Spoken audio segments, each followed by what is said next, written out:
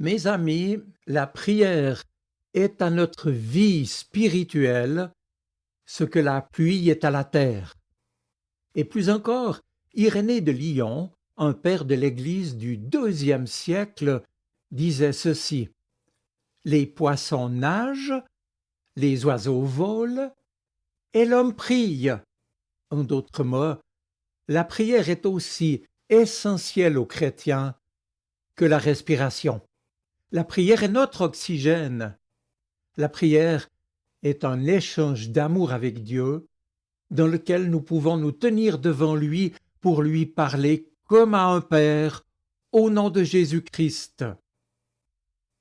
S'adressant aux Éphésiens, au chapitre 3, Paul leur écrit que Dieu peut, par nos prières, réaliser infiniment au-delà de tout ce que nous pouvons demander, imaginer ou même penser.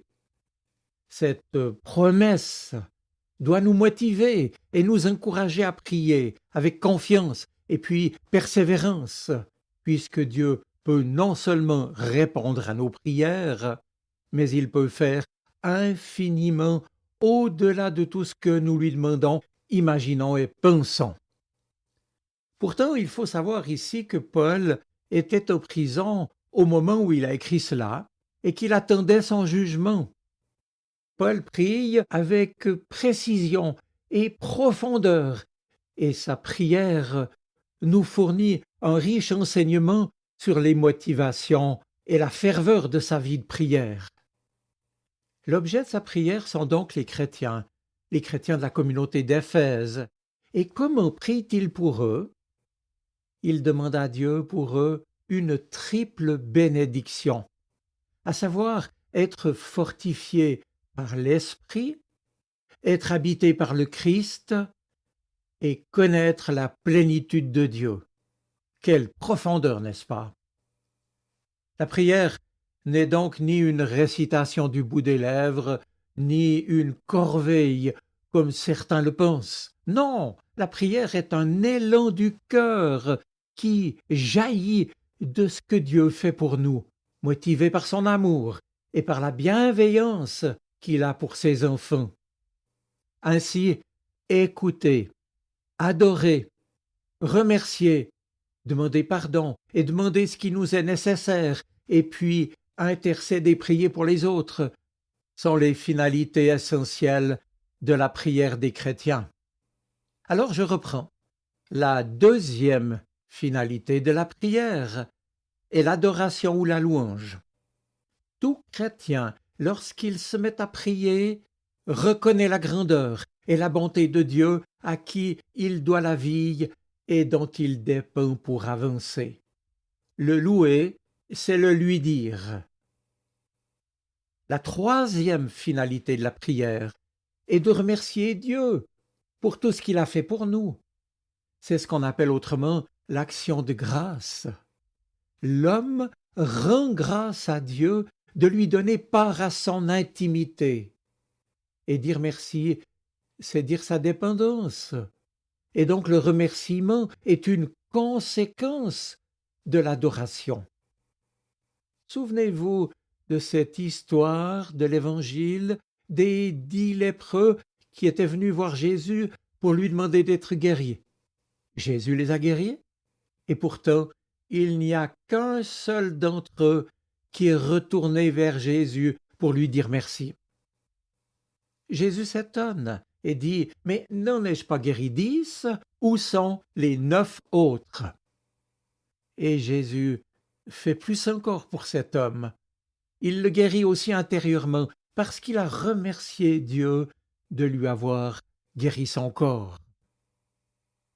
La quatrième finalité de la prière est de demander pardon pour ses péchés, demander la miséricorde de Dieu.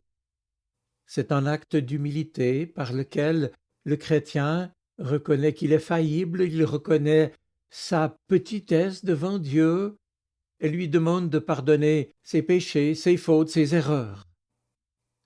Alors prions pour que nous puissions laisser le Christ régner en nous, prendre toute la place, être le maître en nous. La cinquième finalité de la prière, enfin, est de demander à Dieu ce qui nous est nécessaire. Or, il est vrai que le chrétien observe souvent que ce qu'il demande à Dieu ne correspond pas à ce que Dieu veut de lui. C'est qu'il demande souvent des choses qui ne correspondent pas à son salut, et il ne se sent pas exaucé.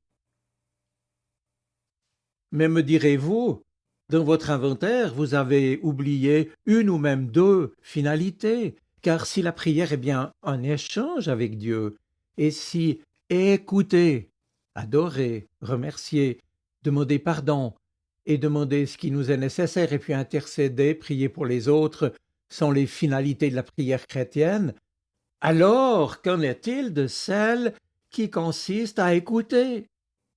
Car écouter fait partie de tout échange, même si nous avons beaucoup de peine à nous taire, et moi le premier, pour écouter le Seigneur en silence. Et puis, qu'en est-il encore de l'intercession, de la prière pour les autres?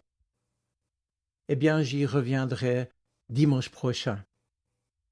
Mais pour l'heure, et pour illustrer ce qui précède, je vais évoquer 4 aspects de la prière.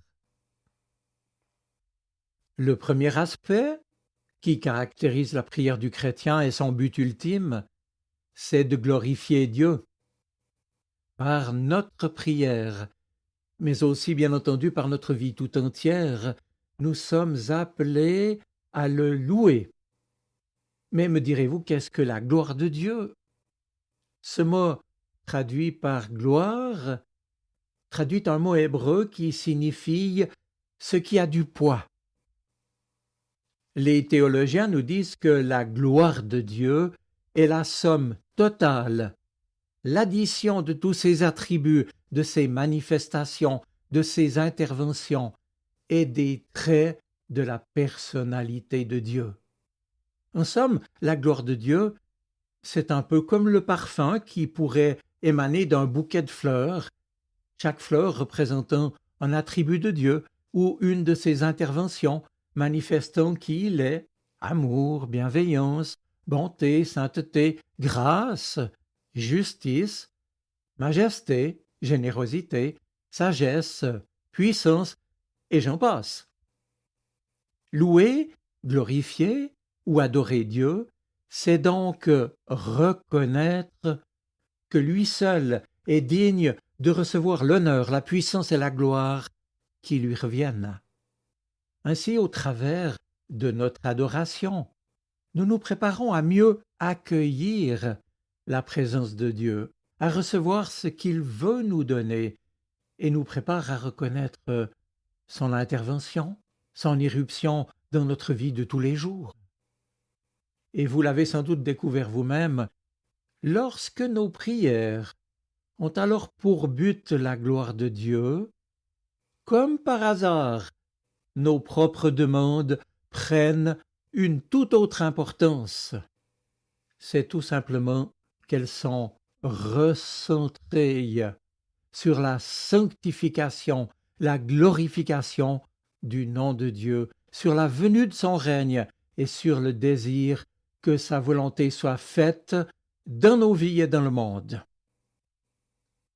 J'en viens maintenant à un deuxième aspect de la prière, pour dire qu'elle n'est pas la façon d'obtenir ce que nous voulons, mais la façon de devenir ce que Dieu veut que nous soyons.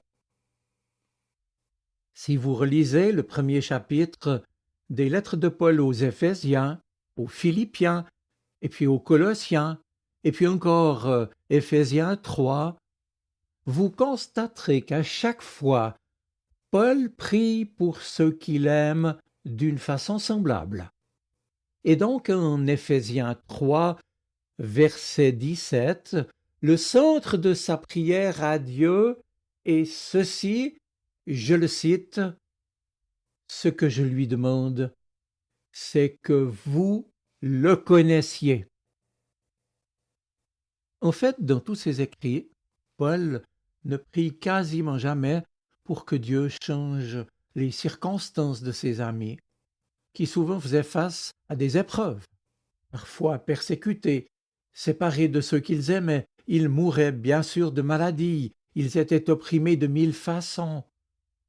Or, dans ses prières, l'apôtre Paul ne demande ni un meilleur empereur, ni d'être protégé de la maladie, ou bien de la violence de la force publique, ni même de quoi manger.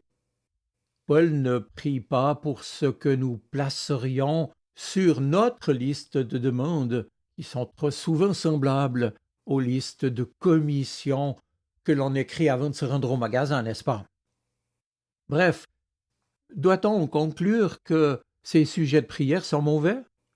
Eh bien, pas du tout, car Paul savait bien que Jésus lui-même nous demandait de prier pour que Dieu notre Père nous accorde notre pain quotidien, ce qui nous est nécessaire, et qu'il nous délivre du mal.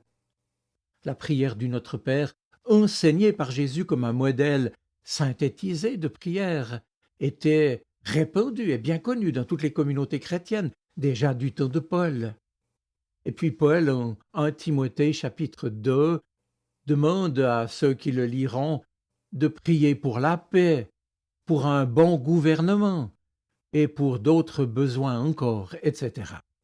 En d'autres mots, l'apôtre Paul ne donne pas là un modèle ou un enseignement synthétique sur la prière, comme Jésus l'a fait avec le Notre Père, mais il exprime plutôt ses demandes les plus fréquentes pour ses amis et ce que Dieu pourrait leur offrir de plus important selon ce qu'il a lui-même expérimenté dans sa vie avec lui. Alors en quoi cela consiste-t-il?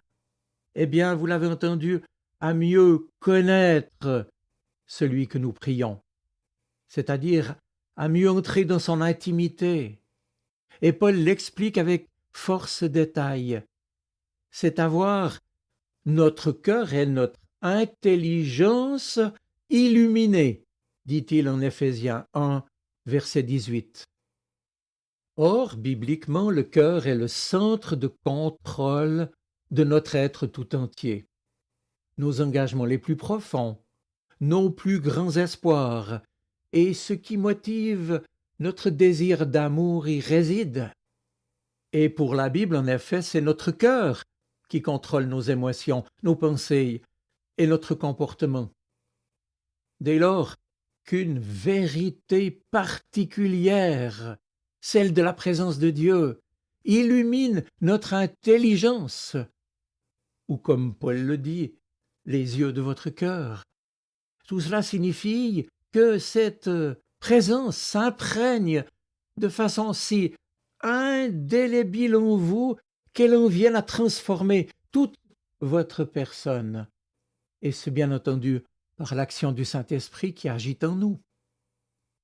Nous pouvons savoir, intellectuellement, que Dieu est amour et qu'il est saint.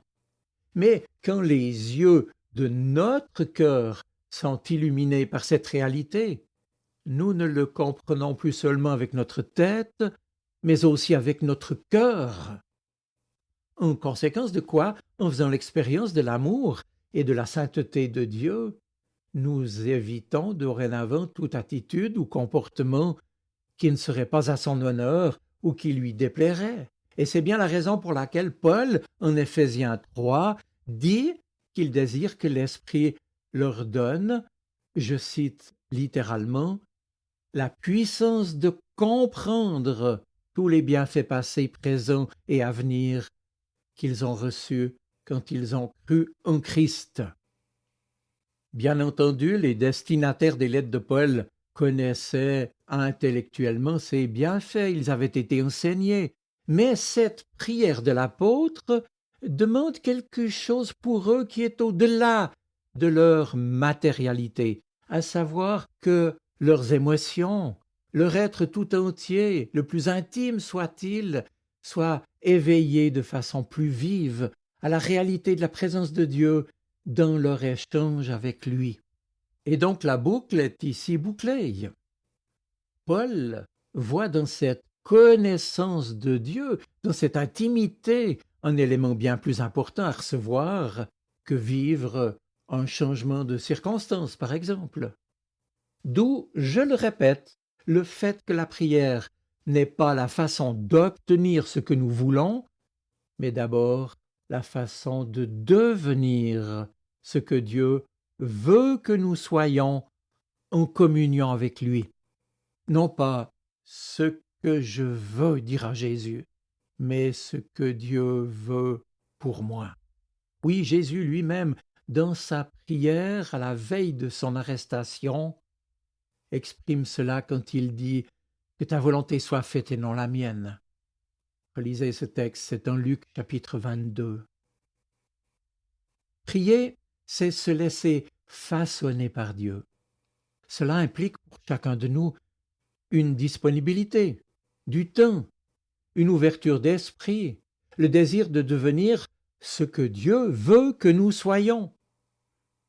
Prier, c'est se mettre à la disposition de Dieu pour le laisser faire en nous ce qu'il voudrait y faire depuis longtemps, car à travers la prière, Dieu désire avant tout nous changer.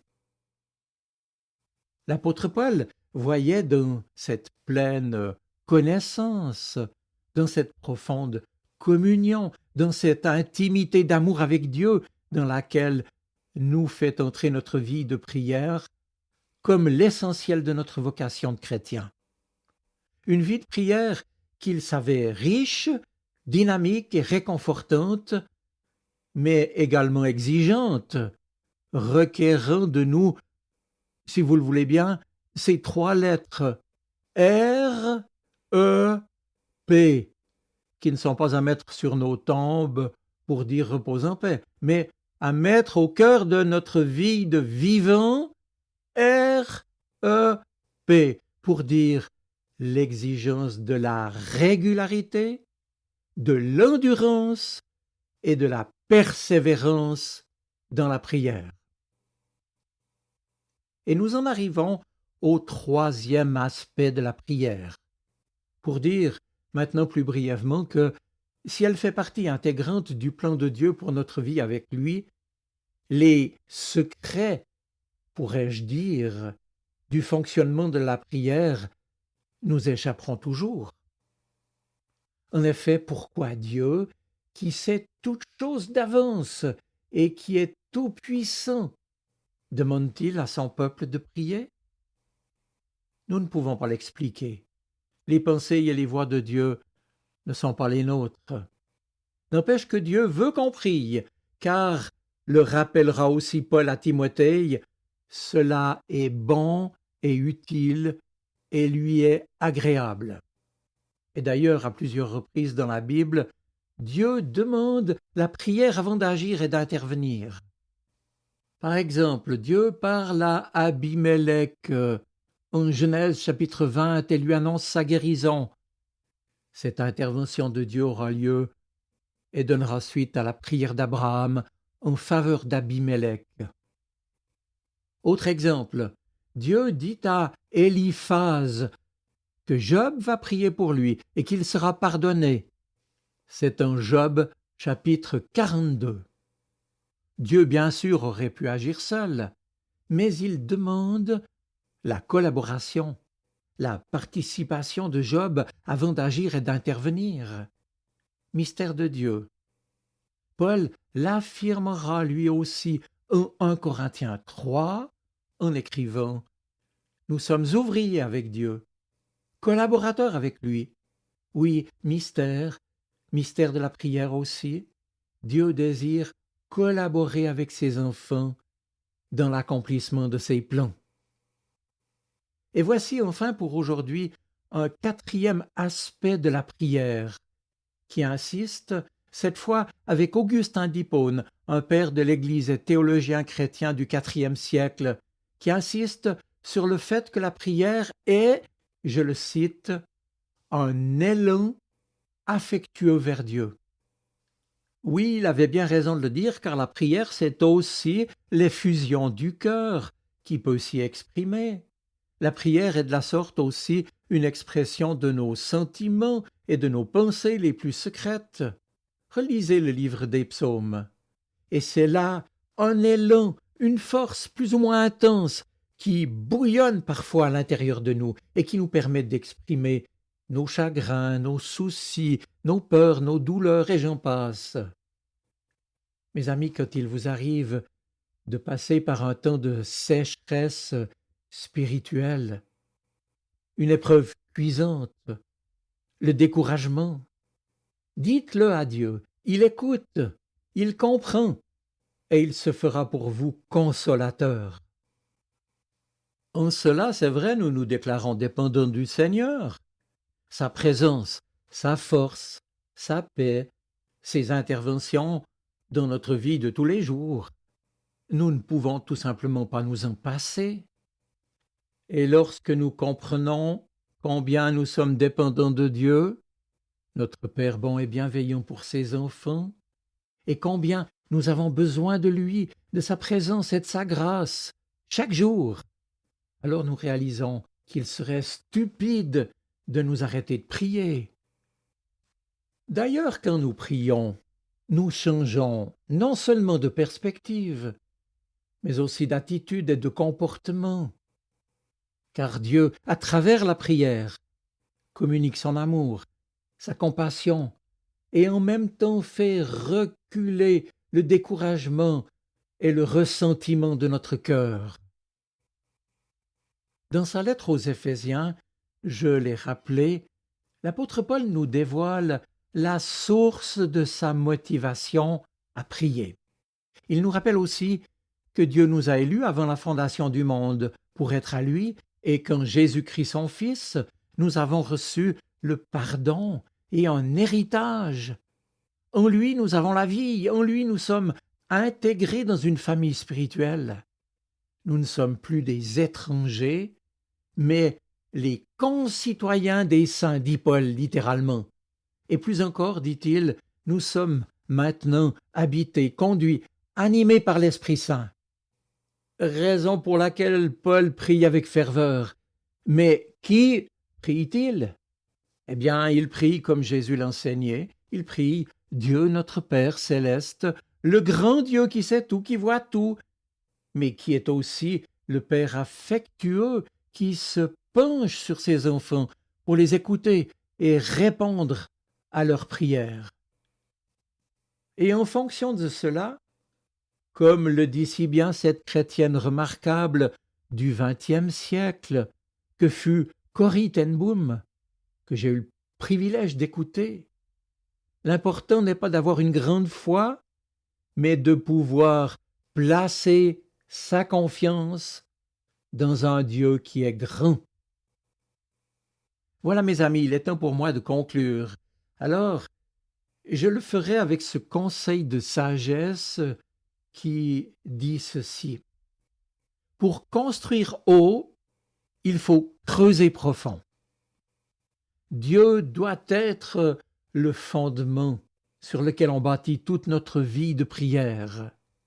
En d'autres mots, lorsqu'il devient la source et le centre de nos prières, comme le disait le prédicateur et pasteur anglais Charles Spurgeon, alors n'hésitons pas à nous plonger en Dieu comme dans une mer profonde. Nous en ressortirons renouvelés, dit-il, rafraîchis et pleins d'une nouvelle vigueur. Irénée de Lyon disait que les poissons nagent, les oiseaux volent et l'homme prie. Alors, quand nous prions, faisons-le aussi naturellement que lorsque nous respirons. Cultivons l'habitude de parler avec Dieu comme avec un ami, que cela devienne aussi régulier pour nous que le battement de notre cœur. Prions en tout temps, en tout lieu, pour toutes choses. Alors, voici un dernier conseil en terminant. S'il vous arrive de prier en conduisant votre voiture, pourquoi pas? Mes amis, n'oubliez pas de garder les yeux ouverts. C'est permis et c'est vivement conseillé. Que Dieu vous bénisse. Amen.